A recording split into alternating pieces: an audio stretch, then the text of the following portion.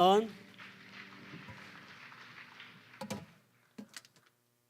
Amen. Praise the Lord. So, kumusta na po ang ating kahapon? At baka mayroon pang umahabol ngayon, yung pong Hearts Day, ang inaano po natin, Happy Hearts Day. Naranasan kaya, sino kaya ang nakaranas ng best ng love kahapon, ngayon? Kayo po, sino nga kaya? Paano po natin nararanasan talaga ang pinakadakilang pag-ibig? So, alam po natin, pag pinag-uusapan ang pag-ibig, pinakadakilang pag-ibig, maaaring ating mga mananay, yung mga bayani, or merong iba-ibang definition, pero wala na pong dadakilang pag-ibig. We will always and we will experience the best of God's love. Ang ating pong tema sa buong buwan ng Pebrero, how to experience the best of God's love. Nagpapatuloy po tayo dito po sa ating series ito kung paano po talaga natin mararanasan ang pinaka-best ng pag-ibig ng Panginoon. At alam po natin na ipakita na ng Panginoon ang kanyang pinakadakilang pag-ibig na masusumpungan po. Kasama po ng ating mga bisita ngayon, masusumpungan po yan sa talatang 3:16 ng John. Mahal na mahal, John 3:16, mahal na mahal po ng Panginoon ang bawat isa sa atin. Ganito po niya tayo kamahal at ganito rin natin mararanasan ang best of His God's love. Pag ginawa po natin ang karugtong ng talata, ang sino man ang sa Kanya ay manampalataya. Manampalataya, hindi na mapapahamak, kundi magkakaroon pa ng buhay na walang hanggan. Ito po yung ating mararanasan. Hindi na tayo mapapahamak, magkakaroon pa tayo ng buhay na walang hanggan na Kanya pong pagpapakita at pagpapatunay ng Kanyang pag-ibig sa bawat isa sa atin nang ibigay po ng ating Panginoong Kristo Jesus ang Kanyang buhay doon sa krus ng Kalbaryo. Ang sabi po ng Roma 5:8, pinakita na po, ipinahayag na po ng Diyos, ng Panginoon, ang Kanyang pag-ibig nang tayo ay mga makasalanan pa. Nang tayo ay mga makasalanan pa, si Kristo po ay namatay para sa atin. Amen. Amen. Ito po yung ating pinag-usapan nung mas nakaraang panglinggo na mararanasan po natin. We will experience the best of God's love sa pamamagitan po ng pananampalataya kay Kristo Jesus. Natin pong tinuran kanina, ang sino man ang sa Kanya ay manampalataya, hindi na mapapahamak. Ito po sa pamamagitan po ng pananampalataya kay Kristo Jesus. Amen. At kasunod po yun, pag tayo po talaga kay Kristo na, para mas maranasan pa natin ang best of God's love ay sa pamamagitan po ng patuloy ng pagkakaroon ng obedient heart. Obedient heart. Yung pong lagi po natin sinusunod ang kanyang mga salita para mas maranasan pa natin ang experiencing ng pong kabutihan ng kanyang pag-ibig. Amen. Amen. Sige po, palakpakan ng Panginoon. Praise the Lord. So patuloy po tayo experiencing the best of God's love na through faith in Christ Jesus with an obedient heart. At ngayon po, ang pag-usapan po natin, experience the best of God's love sa pamamagitan po in fellowship with believers. In fellowship with believers. Ngayon lamang po, tayo pong lahat dito, talagang nandito po tayo para po ma-experience po natin ang pagmamahalan natin sa ating mga kapatid. Sige nga po, sabihin nyo sa inyong katabi, I love you with the love of the Lord. Baka ma-Hearts Day po tayo. I love you with the love of the Lord. Di ba? Meron po tayong inaawit, oh, I love you with the love of the Lord. Yes, I love you with the love of the Lord. I can see in you the glory of my King. Yes, I love you with the love of the Lord. Yes, I love you with the love of the Lord para po mas maranasan pa natin ang pag-iibigan po, fellowship among the believers. Experience the best of God's love. Amen. So, pag pinag-usapan po kasi ang fellowship, sa Bible po, in Greek, ang sabi po ng fellowship, koinonia. Koy, hindi po koya, koinonia. In Greek, ibig pong sabihin nito, deep sharing, it means deep sharing or partnership. Especially po, sharing in the life of Christ with others. Ito po yung ating sinasabi kanina. Maring naranasan natin ang pinaka-best na pag-ibig sa iba, sa mga ibang tao, pero wala na pong gaganda pa, tataas pa sa pag-ibig na dito especially in sharing in the life of Christ with others. Tayo po ay niligtas ng ating Panginoon at yung pong kaligtasan ito ay i-share po natin sa mayuwa para makikipagkita natin, may padama din natin sa kanila na sila rin ay mahal na mahal ng ating Panginoong Kristo Jesus. Amen. In Acts 2:42, early believers devoted themselves, koinonia, sharing life. Ito po yung talagang halimbawa ng talagang iglesia.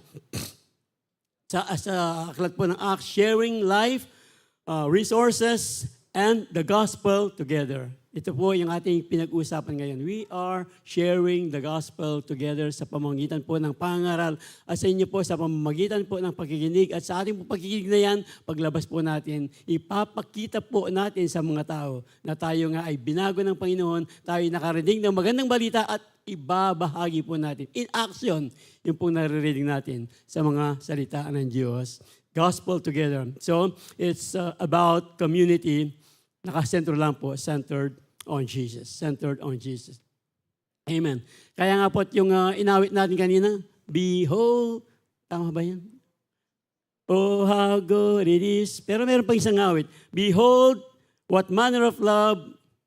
Aliwa yata ito eh. O sige, basan ko niya. O taliway po yung abasa ako. Ito po ay sinasabi ng salita ng Diyos.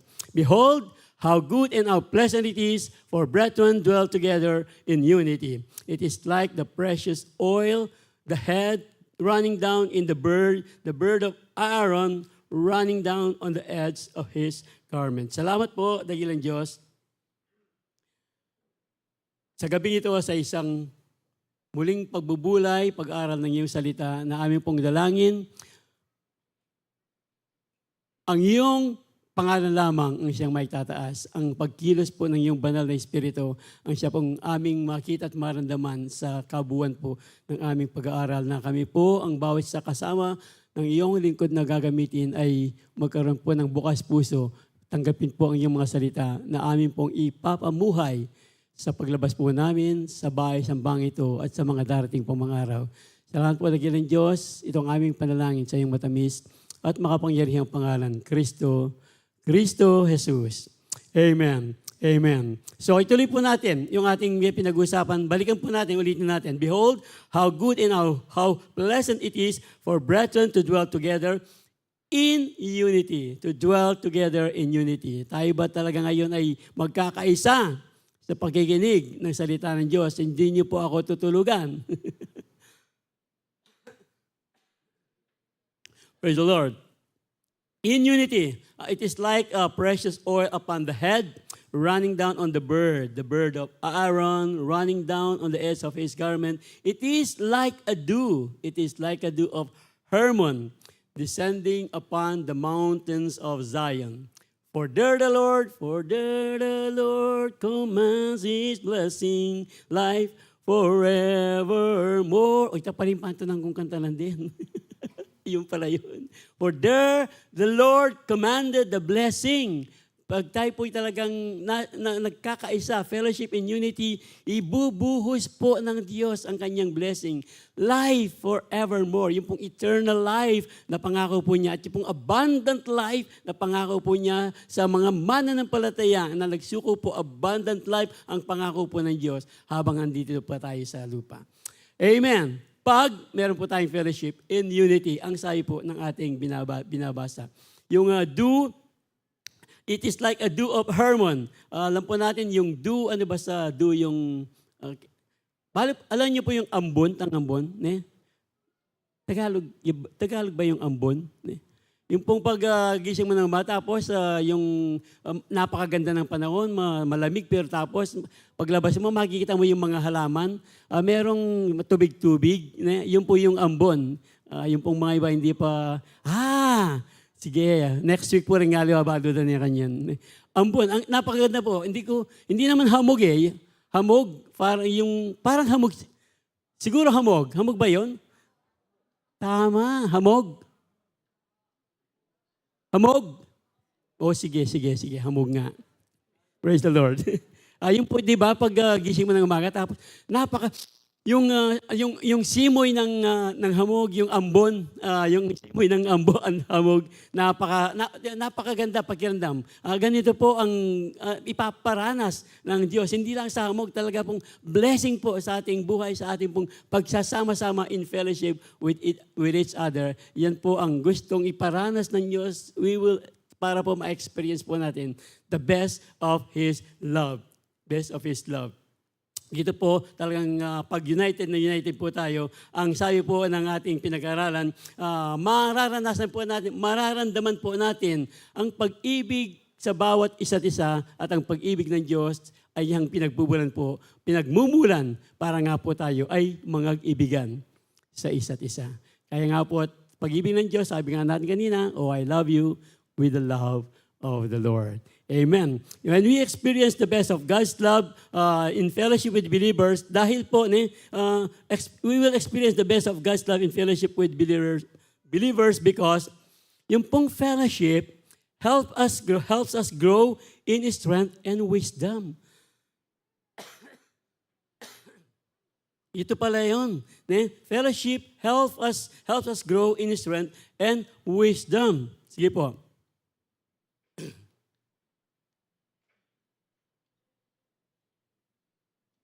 So yung pong fellowship, noon, tinatawag po itong makabuluhang ugnayan o mga cell group, mga disciples, iba-ibang tawag. Pero ang tawag po natin ngayon, dito po sa ating fellowship na ito, alam po ang tawag natin ngayon sa ating fellowship, CU, Calvary Umpukan. At yung pong mga ICU, yung mga na-ICU, hindi po talaga sa hospital yon. ICU, I care for you, ang sabi po ng dakilang Diyos. Dahil nga, mahal na mahal po niya tayo, gusto po niyang nagmamahalan ang bawat isa't isa sa salita po ng Panginoon.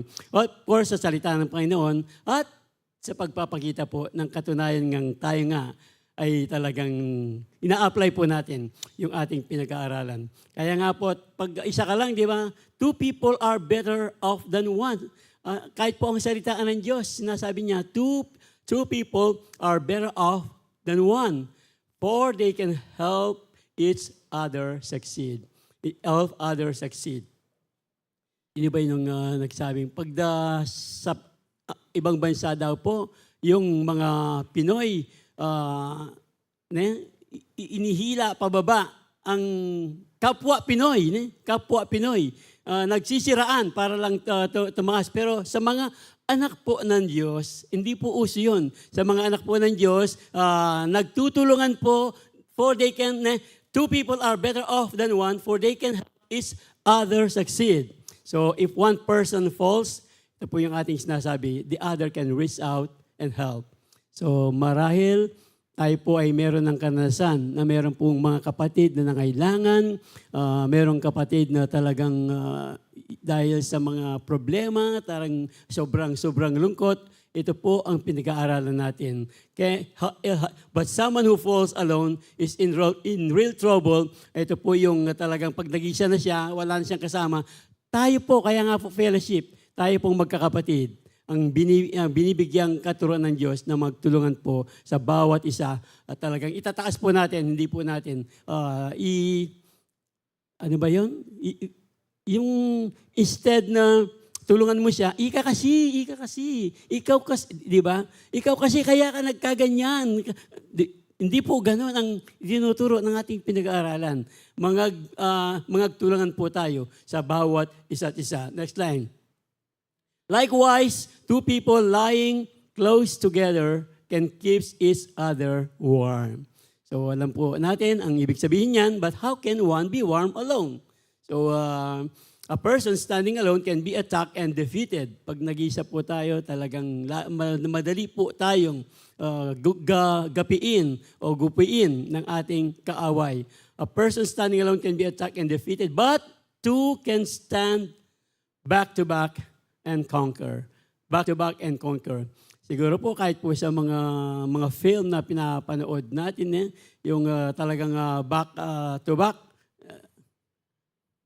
di ba? Ang joke ni Gavin Joe, back to back. Kunyari, meron tayong laban, no? Ba? Yan. Doon ka, harap ka doon.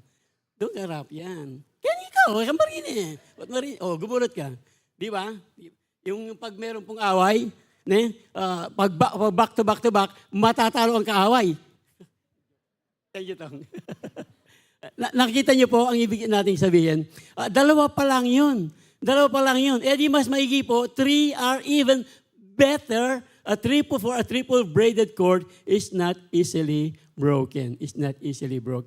So makikita po natin yan sa mga lubid, di ba? Pag isa lang, madaling, kahit po siguro gumawa lang kayo ng yung letting, yung sinulid na makapal, tawag po natin sa Greek word letting, o kaya Hebrew word letting.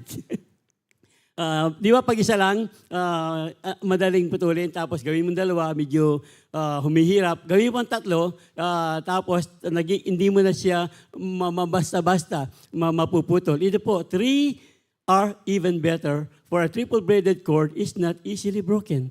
Eh di lalo na po sa ating mga fellowship, dito po, lalo na dito, pag tayo po yung nagkakaisa sa pananampalataya, hindi po tayo magagapi ng ating kaaway. Tayo po yung magtutulungan at talagang hindi lang po talagang magtutulungan sa salita, sa gawa po natin, may pagkikita na talaga nga tayo ay nagtutulungan sa bawat isa't isa.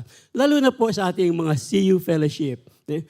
Yung mga CU fellowship, di ba, nagtutulungan sila. Yung minsan nga talagang sa kanilang pagtutulungan, hindi mo na alam kung ano ang kakainin mo sa sobrang pagkain ng mga iba. Lalo na pag may birthday. Anyway, hindi po, of course, pagkain ang pinupuntahan natin sa mga fellowship. Sa mga fellowship po, lagi pong pinag-uusapan ang patungkol. Kaya nga po yung ating binasa natin kanina, ang patungkol po sa ating Panginoon, patungkol po sa kanyang mga salita. Para lalo pa tayong tumibay sa ating pananampalataya, naninindigan po tayo, nananahan tayo sa mga salita ng Diyos na ginagawa po, pinapatotoo po ng bawat isa sa ating mga fellowship kung paano po ang ginawa ng Diyos. Kung meron po mga pagsubok, ando doon po yung mga kasama natin para bigyan po tayo ng encouragement. Remember po yung 2 Corinthians 1, 3, and 4, na pag kinaka-comfort po tayo ng Diyos, hindi lamang tayo gusto maging comforter ng Panginoon, comforted.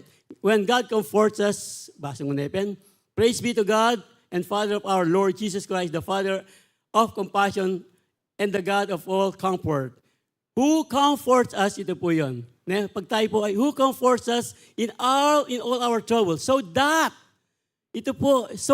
we can comfort in those in any trouble with the comfort we ourselves receive from God.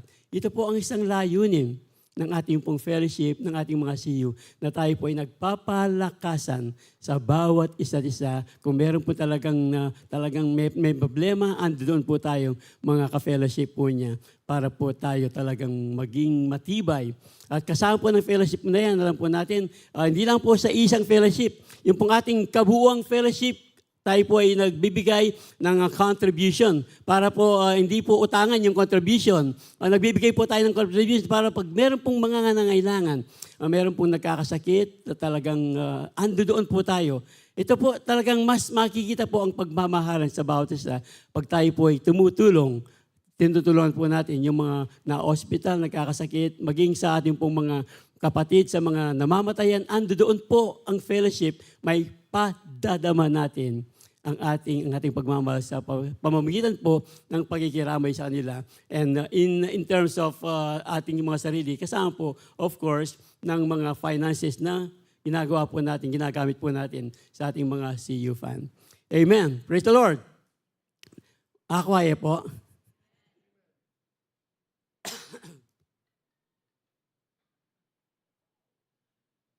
So, fellowship helps us grow in strength and wisdom. So, nasa na ako? Three are even better for a triple cord than one. So, alam naman natin yung kasabihang, di ba? No man is an island. Remember? No man is an island. Kahit nga po ang ating Panginoon, remember, nung si Adan, it is not good for man to be alone. Ang sabi po ng Diyos sa Genesis 2:18 ba yun? It is not good for man to be alone. Bibigyan ko siya ng helper. Kaya alam po ng Diyos, gusto po niyang maranasan natin ang kanyang the best of His God's love pag tayo po ay nagmamahalan sa bawat isa't isa. Amen. Kaya nga po, pag tayo po ay talagang andiyan, hindi lang po talagang nagmamahalan, pag ang ating pong mga kapatid naman ay talagang merong, maybe, napapaano siya ng konti, di ba? Yung nahiwalay siya ng konti, tapos ayaw na niyang mag-see you, o kaya tinatamad na siyang mag-church, doon po tayo. Hindi po para i-condemn. Kaya nga po, ang sabi ng salita ng Diyos, bibigyan po natin siyang encouragement, kahit kung minsan medyo matalim yung ating encouragement, dahil ito po ang magpapabago sa ating kapatid kung mahal na mahal natin sila. At ang sabi po ang salita ng Diyos, as iron sharpens iron, so one person sharpens another. As iron sharpens iron, so one person sharpens another. Di ba? Pag yung panghasa, batong panghasa, yung pong mga nagluludo dito, alam niyan. Di ba? Pag inahasa mo yung kampit, kutsilyo, kampit. Another Greek word po yun kampit. Sabi po mga tatanda, kampit ang tawag namin doon sa kutsilyo. Di ba? Yung bato, matalim yun, meron po mga iron yun. Yung iron, kaya nga iron, tumatalim. Iron sharpens iron. Dahil tayo po ay talagang, pag ganun po ang nangyari, mas tumitindi po ang ating pagmamahalan sa bawat isa. Nakikita po natin na kaya pala ako sinasabihan ng aking kapatid na ito dahil mahal na mahal niya ako. Hindi lang po sa mga ganon. Kaya nga po sa ating pag-fellowship, pinag-uusapan po ang salita ng Diyos, lumalalim po tayo sa salita ng Diyos. Ganito pala ang naging karanasan ng kapatid na ito. Talagang, ang akala mo yung karanasan ay masyado ng matindi, masyado ng malalim. Pero pag fellowship po tayo, yung mga patotoo ng ating mga kapatiran at makikita natin, yung palang ating nararanasan, mas malaki pala yung nararanasan ng ating kapatid. And from that, alam po natin, wow, kung ang kapatid na ito talagang matibay sa pananampalataya, ang gusto ng Diyos ay maging matibay din ako sa aking pananampalataya. Amen. Praise the Lord. Kaya nga po, walk with the wise and become wise. Alam naman natin yung, yung 1 Corinthians 15:33, bad company corrupt good character. Remember, bad company corrupts good character. Pag tayo po ay nakisama sa mga, bad character, bad company, kung mabuti yung ating character, it will corrupt our character. Kaya nga po, ang sabi ng Proverbs 13:20, walk with the wise and become wise. So associate with fools and get into trouble. So yung mga fellowship na pinag-usapan po natin, alam naman natin ano kaya mga fellowship ang mga pwede nating, di ba? Yung mga fellowship, ano ba ang pinag-uusapan sa fellowship po ng mga marites? Pag-usapan yung mga kasiraan, yung mga ng mga kaibigan, yun. Marami siya, pero sa ibang dako naman, pag sa magandang dako naman, ano po ang pinag-uusapan sa fellowship po ng mga business people? Di ba, patungkol po sa negosyo, paano sila nag-struggle sa negosyo, at kung paano sila, di ba yung mga ganon, paano sila talagang inangat ng Diyos dahil sa pagtitiwala sa Diyos. Ito po ang nagagawa po ng ating fellowship among the believers. Mga ilang lang po yan, halimbawa lang po yan. Kaya nga po, itong pong Proverbs na ito, ang talagang gustong bigyang diin lang po, ito yung mga fellowship na talagang nagmamahal sa Diyos at makikita po ng ating mga kasama. Kung sila ay mahal ng Diyos, tayo rin, hindi po sa kanila lang ang pagmamahal ng Diyos. Mahal na mahal po tayo ng Diyos. Gaya nga ng ating binuksang talata kanina, John 3:16, "For God so loved the world, He gave His one and only Son, that whosoever will believe in Him will not perish, but will have eternal life." Gusto po ng Diyos, maranasan natin ang pinaka-best ng kanyang best of God's love. Amen. Ano pa po yung susunod natin talagang pwedeng pag-aralan? Dito po sa ating experience, the best of God's love sa pamamagitan po ng fellowship. Fellowship among the believers. Number 2 po, fellowship teaches us to love and be loved. Ang fellowship po, it teaches us to love and be loved. Hindi lang po it help us grow in strength and wisdom. It teaches us to love and to be loved. Sa ating pong fellowship na yan, mas talagang mararamdaman po natin na tayo ay minamahal ng ating mga kapatid. Pag tayo po ay nangangailangan, andiyan po sila. Pero hindi po one-sided yun. To love and teaches us to love and be loved. So, mauna po natin ipakita ang ating pagmamahal at sila po, at talaga pong iikot po yan, yung pagmamahalan ng magkakapatid.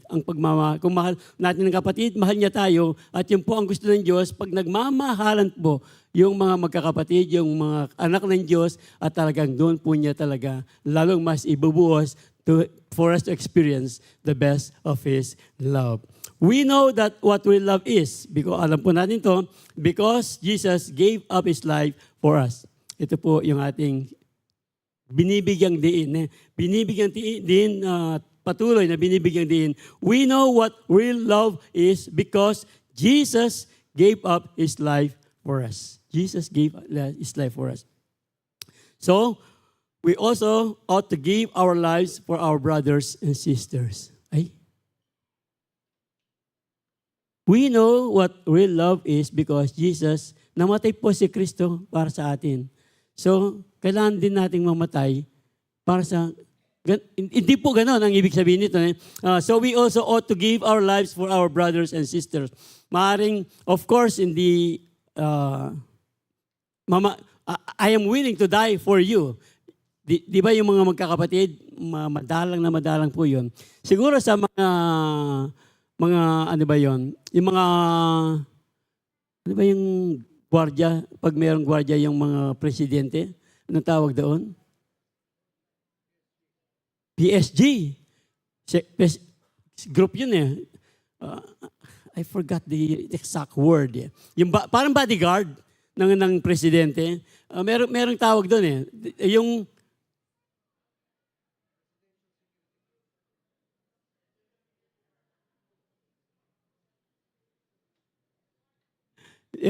basta po, bodyguard na lang para mabilis. Di ba yung pag ginagwardya yung kanilang presidente o kaya vice-presidente, they are willing to take a bullet. Talagang kahit sila ang tamaan ng baril, yun ang isang siguro, dito pwedeng i-apply yun. Pero sa atin, mamamatay ako para sa kapatid nito, andyan dirit. Nung balo yung mugiwa na kanako nini, tapos matay ako para kaya? No way. Parang ganun. Pero bigyan po natin ng diin para mas maintindihan po natin. Ito po yun. Para po talaga, we also ought to give up our lives for our brothers and sisters.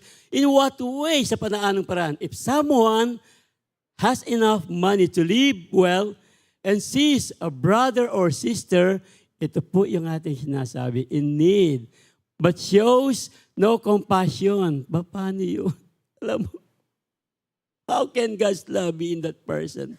So kung mahal po natin ang Panginoon, dadali po ang pagmamahal niyan sa ating mga kapatid na nangangailangan. Maring finances, maring pong yung ating sinasabi nga, pag mayroong namamatayan, ando doon po tayo to comfort them. Pag mayroong mga problema, ando doon po tayo doon.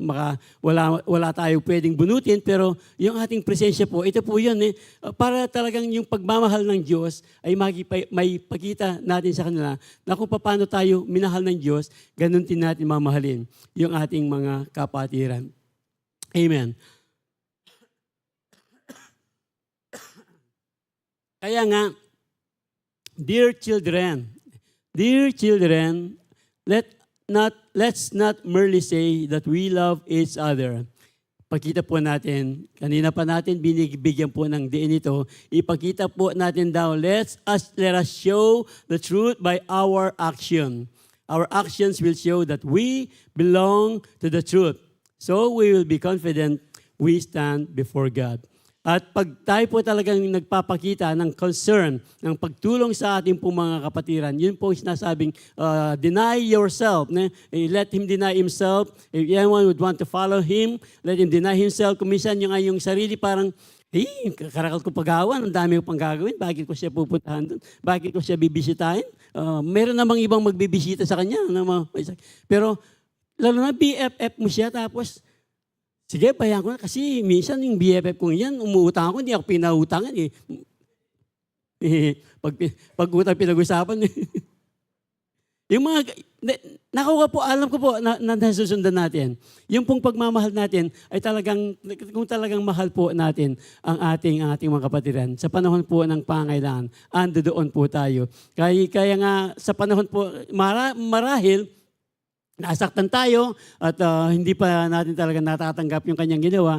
Pero pag andun siya nangangailangan, andun ka, merong magagawa. Baka siguro ang unang magagawa ay patawarin muna siya. Kasi hanggang hindi ka nagpapatawad, hindi mo matutulungan ay yung taong talagang naging dahilan ng yung mga sakit kalooban. Pero ano lang po yun, dagdag lang po yun of course. Pero dito po sa ating pinag-uusapan, yung pong action natin ay talagang will show that we belong to the truth, so we will be confident when we stand before God. So alam po natin, ang sabi ni James, ang pananampalataya daw, James 2:17, 18, 14, ang pananampalataya daw na 17 yun, James 2:17, ang pananampalatayang walang gawa ay patay. Patay po yung ating pananampalataya. At mahirapan pong ipa-experience ng Diyos yung kanyang best of God's love sa atin pag talagang yung ating pananampalataya ay patay. Ang gusto po ng Diyos, pag tayo po, di ba, blessed to be a blessing. Pag pinagpapala po tayo ng Diyos, meron pong gustong ipagawa ang Diyos.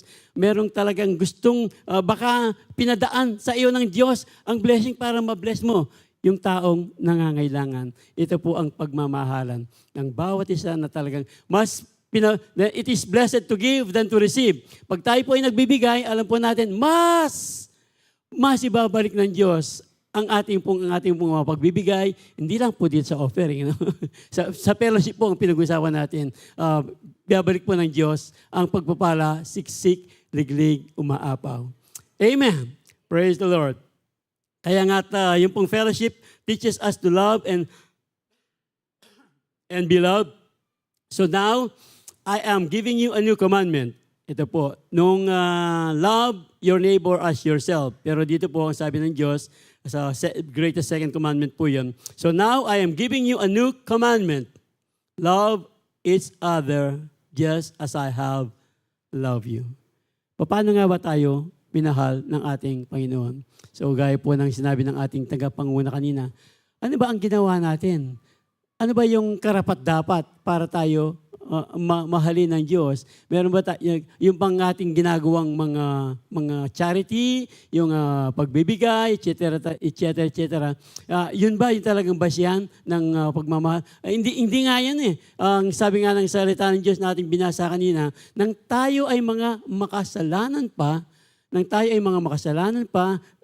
namatay na si Kristo para sa atin. So wala po tayong ginawa, wala tayong magagawa.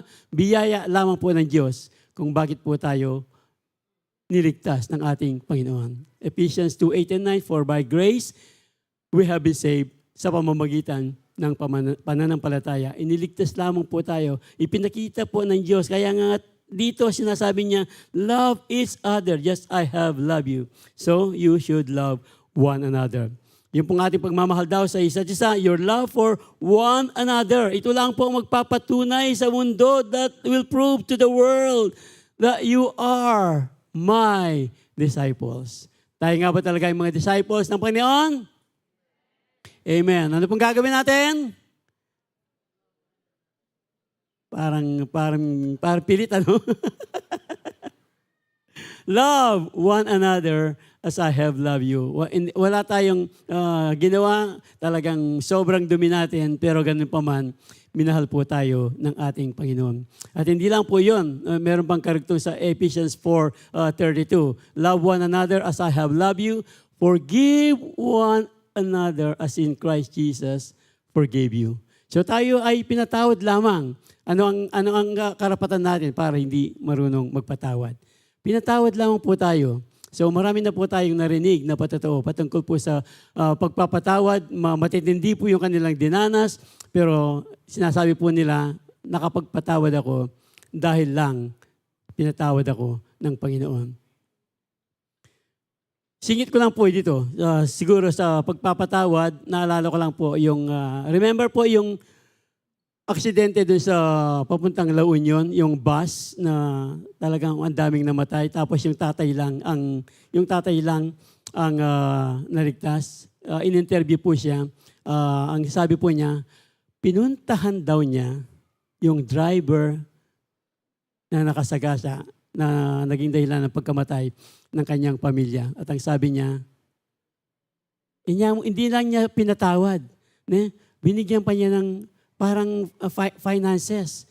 Tinulungan pa yung, tapos naiyak po yung driver. Sabi niya, it's my fault, kasalanan ko kasi nakatulog ako, sabi po, sabi po sa interview. So ganito po, ano ba ang mas matindi pang naranasan natin? Love one another as I have loved you. Forgive one another as I have forgiven you. Sa dami po ng ating nagawa sa Diyos na pinatawad tayo rin po ay matututong magpatawad sa bawat isa't isa. Ito po yung ginagawa ng ating fellowship. Mga tulungan, mga patawaran, kung sakaling yung ating pong kasiyo, hindi siya dumarating, hindi po, encourage po natin siya, yung kasiyo natin. Oy, wati nakadaratang, siguro may backslide na ka niya. Di ba?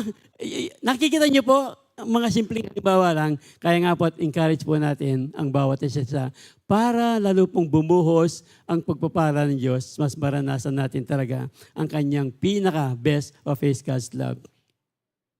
Amen. So, nasa na ako? So now, I'm giving you a new commandment. Love each other as I have loved you. Your love for one another, prove to the world that you are my disciples, Amen. We know what real love is. Ano nga ba talaga? Ano nga ba talaga ang tunay na pag-ibig? Because Jesus gave up His life for us. So we also ought to give our lives for our brothers and sisters. So huwag po natin kalilimutan yung ating pinag-aralan kanina, na talagang pag tayo po ay nagmamahalan, hindi naman kailangang ibigay natin, tayo ay mamatay. Sa mga simpleng paraan lang po, may pagkikita po natin ang ating pagmamahalan in action sa ating mga kapatiran. Yung pong pattern ng Acts, ngayon po talagang iba-iba na yung pattern ng mga church patungkol sa mga fellowship na ganito. Pero po yung mga pattern ng Acts, doon po sa binasa natin kanina, all the believers devoted themselves to the apostles' teaching. Ito po yung ating ginagawa ngayon. Nandito po tayo na talagang hindi po kami po yung mga mangangaral, pero kasama po ito sa ating pinag-aaralan, apostles' teaching, and to fellowship. Tayo po ngayon nag-fellowship sa pagiginig ng salita ng Diyos. Kaya nga po, wala pa pong natutulog. Yung pong natutulog, magsabi ng Amen. Lord.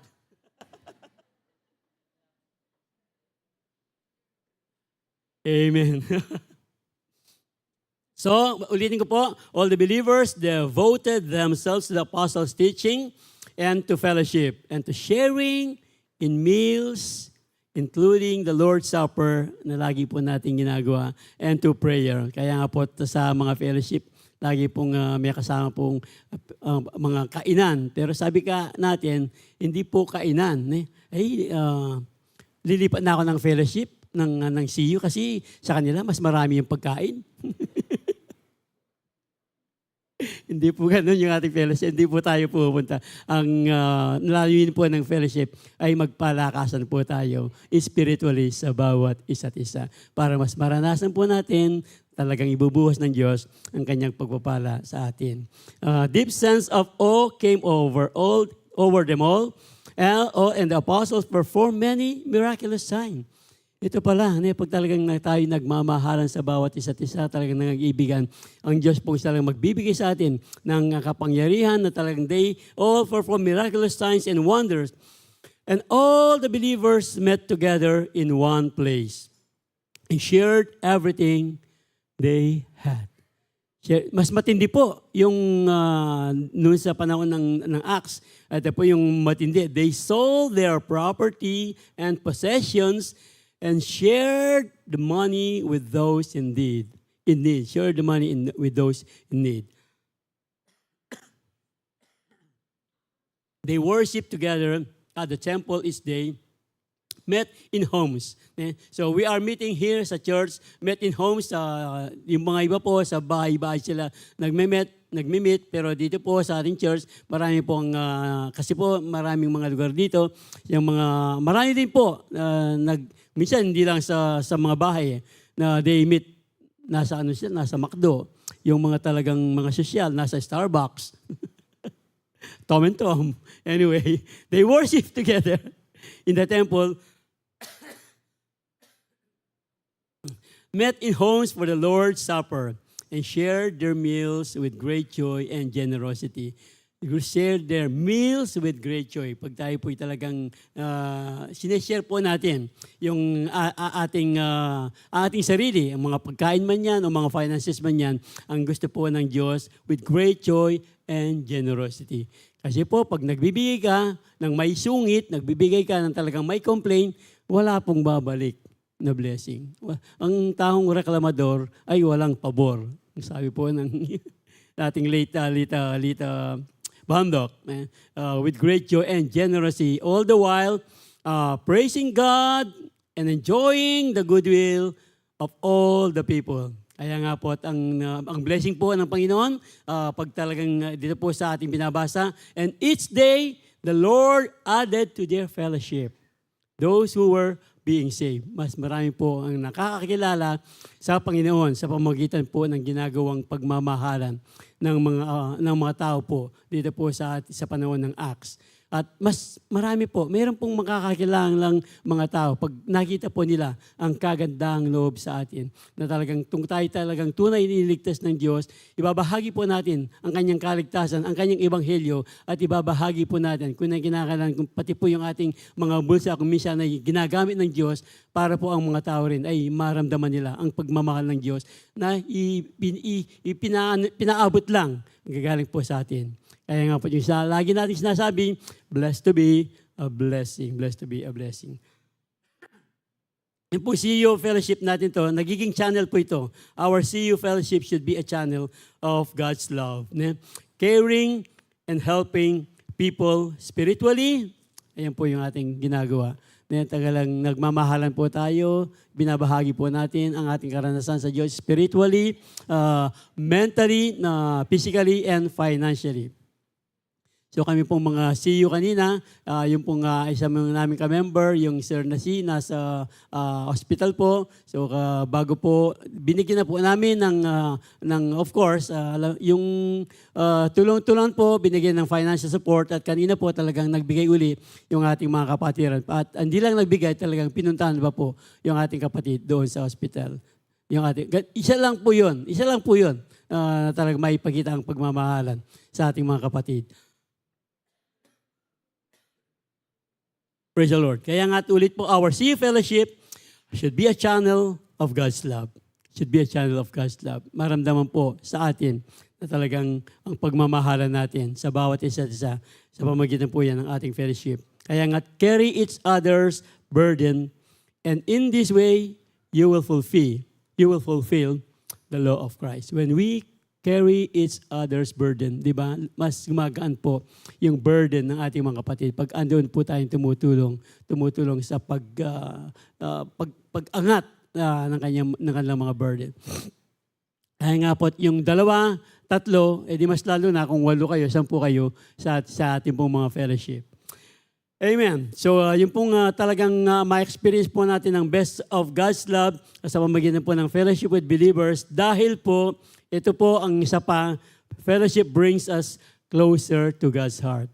Kaya nga po tayo tumutulong, di ba? Kasi po malapit, mas napapalapit po tayo sa puso ng Diyos. Mas nakikita po ng Diyos na mahal nga natin ang iba. Kaya nga mas mararamdaman po natin ang pagmamahal ng Diyos. At dahil po sa makikita po ng Diyos ang pagmamahal na lalo pa tayong pagpapalain ng ating Panginoon. Maaaring hindi sa finances, pero sa ating pong mga family, sa ating pong mga karamdam, sa ating mga pangatawan, spiritually, yung finances po ay isa lang paraan ng pagpapala ng Diyos. Sabi nga ni Pastor Manny, pinaka-maliit na pagpapala ng Diyos ang finances. Pero yung pong talagang maramdaman mo lang payapa ka, kahit may problema, maramdaman mo lang talagang hindi ka naaaburido kahit nahuli ka sa pila. Hindi ka na nagagalit ka pag dati nagkikipag-away ka sa traffic, pero ngayon, di ba, umaayos ka na. Umaayos ka na pagdating sa traffic, o kaya pagdating sa pilahan, o kaya pag matagal yung, ang tagal ng pagkain, di ba, pag sa mga restaurant. Makuta na ganyan, kalambata. Anyway,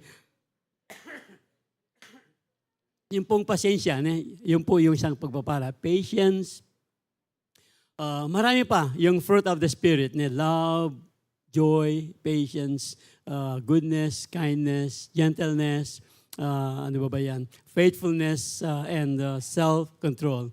Ayan, peace, forbearance, kindness, goodness, faithfulness, gentleness, and self-control. Ito lang po, ito po ay isang paraan ng Diyos para talagang mas maipakita niya. Ipapakita po niya sa atin na ito pala, wow, bakit ikaw mismo magtataka, bakit hindi na ako gaanong nagagaling? Bakit ngayon pag nagbibigay ako, parang hindi na ako nagbubusit. Mag-ano sa aking loob, pagbibigay, pagtulog. Yung po yung sinasabi nating pagpapala na binigay-bigo ng Diyos sa atin. Babalik ng Diyos sa atin. Amen. Kaya nga po, fellowship brings us closer to God. I am praying not only for these disciples, but also for all who will ever believe in me through their message. So I pray that they will all be one. They will all be one just as you and I are one. So as you are in mine, Father and I, the Father and I am in you. And may they be in us so that the world will believe you sent me. So isa lang po, pinapanalangin po tayo ng ating Panginoon. So kasama po ng ating pagmamahalan sa ating mga ka-fellowship, sa ating pong mga kasiyo, yung nagdadalanginan po tayo. Pinapanalangin po natin ang bawat isa't isa.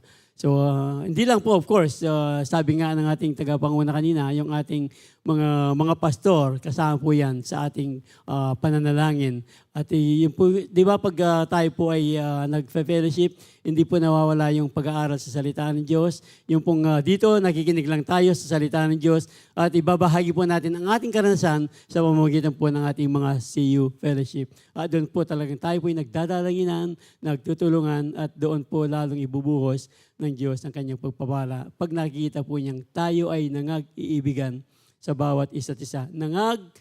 Nagdadalanginan sa bawat isa't isa. Na alam po natin, yun po ay isang paraan ng Diyos para po tayo talagang lumakas sa pananampalataya sa pamamagitan po ng pananalangin.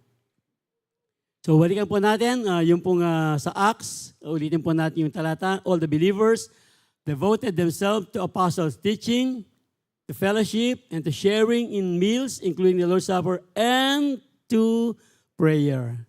So kasama po yun sa ginagawa po ng mga unang mga mananampalataya doon po sa Acts. Kaya nga, a deep sense of awe came over all them, and the apostles performed many miraculous signs and wonders. At doon po ating binasa kanina, mas lalo pong dinagdagan na blessing ng Diyos, mga kaluluwang binibigay po ng Diyos sa kanyang karyan, gamit po ang bawat isa sa atin. Gamit po ang ating pagtutulungan sa bawat isa't isa. At pag tayo po lalo pang nagpapagamit sa Diyos, magagamit po tayo para ibahagi ang kanyang pag-ibig sa iba at ipakita ang kanyang pag-ibig at lalo po silang maniniwala. Merong ang Diyos talagang nananahan sa atin. Amen. Amen. So, ito pong ating ginagawa nito.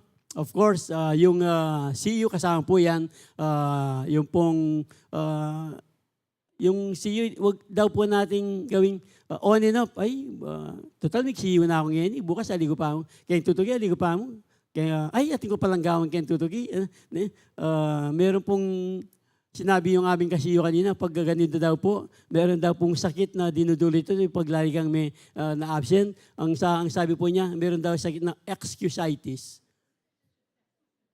Excusitis. Ang dami niyang excuse. Ang dami niyang excuse. Pero ganun pa man, hindi po natin silang, of course, hindi po natin sila i-condemn kahit po sila maraming excuse. Pag nakita po nila talagang mararamdaman nila ang pag-ibig nila sa atin, talagang yung pong mga gusto nilang gawin, mas inuuna yung pagpunta ng fellowship ng CU. So marami pong mga patotoo. Yung isa, talagang nag-welding daw kinagabihan. Tapos umaga parang masakit yung kanyang ulo. Pero nag-pray siya dahil gusto niyang makapag-CU. So nawala po yung sakit at naluminaw yung kanyang mata. Yung mga ganun lang pong halimbawa. Yung isa naman, meron siyang talagang pupuntahan, parang biyahe, pagkakakitaan. Pero inuna po niya ang Panginoon at meron siyang blessing na bumalik. Sa kanya, naka-receive po siya ng financial na blessing sa Panginoon. So in many ways, kayo po, alam po natin, alam niyo po yung mga paraan ng Diyos kung paano po niya binabalik ang pagpapala sa bawat isa sa atin. Amen. So ito po yung sasabi natin, let us neglect our meeting together. As some people do. As some people do. But, ito po yun, nag-encourage po tayo, encouraging one another. But encourage one another, especially now. Now, malapit na po. The day of His return is drawing near. Sa naway masumpungan po tayo ng Diyos na talagang nagmamahalan sa bawat isa't isa, na nagpapatawaran sa bawat isa't isa, at nakikita po sa ating mga gawa ang magmamahalan po natin sa ating mga kapatiran. Amen. Praise the Lord. Sige po, palakpakan ng Panginoon.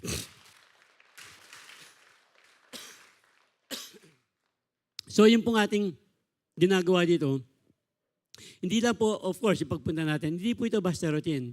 Pag tayo po ay pupunta rito, ang gusto po ng Diyos, maranasan natin ang kanyang pag-ibig. Lumago po tayo sa pananampalataya. Hindi lang po yung talagang, noon po kasi alam naman natin sa ibang church, pag pumunta ka, ako na lang. Pag pumunta ka sa Catholic Church, di ba pag nakapunta ka doon sa tapos gumanyan ka, tapos umalis ka na, wala ka mang 5 minutes. Parang nagpabendisyon ka lang sa church.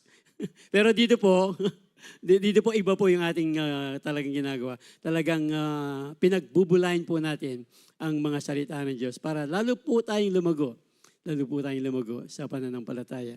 Kaya nga, experience the best of God's love and fellowship with the believers dahil po fellowship, ito po yun. Fellowship, yung pong ating pinag-aralan kanina, helps us grow in strength and wisdom. Fellowship helps us grow in strength and wisdom. Fellowship teaches us to love and be loved. And fellowship brings us closer to God. Brings us closer to God. Praise the Lord. So, ang hamon po ngayon sa atin,